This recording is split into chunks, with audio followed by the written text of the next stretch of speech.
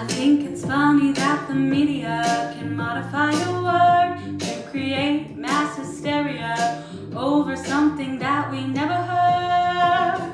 I think it's funny that we blindly believe a news outlet that's funded by a different country. Wouldn't it be funny if it's all a psyop to create a new world order? Now America's gone. Ooh, now America's gone. Welcome Babylon.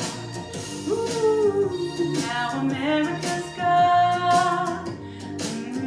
Welcome Babylon.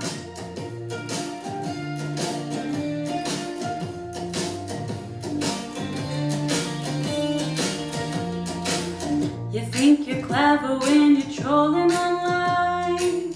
You sound so silly when you don't read your own sites. How hard is it to watch a video? You think you're quoting, but it says the opposite, so ooh, now America's gone. Welcome Babylon. Ooh, now America's gone. Welcome Babylon.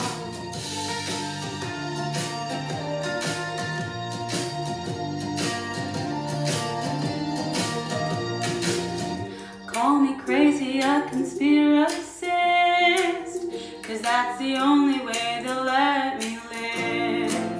Ooh, now America's gone.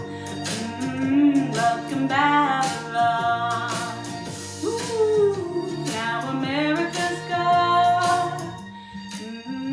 Welcome Babylon. Big Second Amendment fan, but I think most politicians are cowards when it comes to defending why we have a Second Amendment. This is why I would not be a good politician, or maybe I would, I don't know, but because I actually speak my mind. The Second Amendment is not about hunting. I love hunting. The Second Amendment is not even about personal defense. That is important.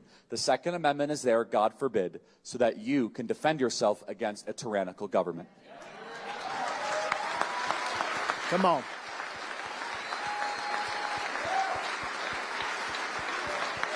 And if that talk scares you, wow, that's radical, Charlie. I don't know about that. Well, then you have not really read any of the literature of our founding fathers. Yep. Number two, you've not read any 20th century history. You're just living in Narnia. By the way, if you were actually living in Narnia, you would be wiser than wherever you're living, because C.S. Lewis was really smart. So I don't know what alternative universe you're living in. Yep. You just don't want to face reality that governments tend to get tyrannical. And that if people need an ability to protect themselves and their communities and their families. Now, we must also be real. We must be honest with the population. Having an armed citizenry comes with a price. Wow. And that is part of liberty. Wow. Driving comes with a price. 50,000 people die on the road every year. Wow. That's a price. You get rid of driving, you'd have 50,000 less auto fatalities.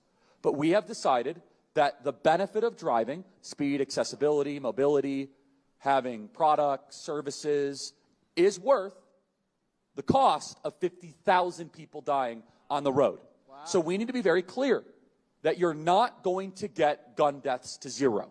It will not happen. Right. You can significantly reduce them through having more fathers in the home, Yes. by having more armed guards in front of schools.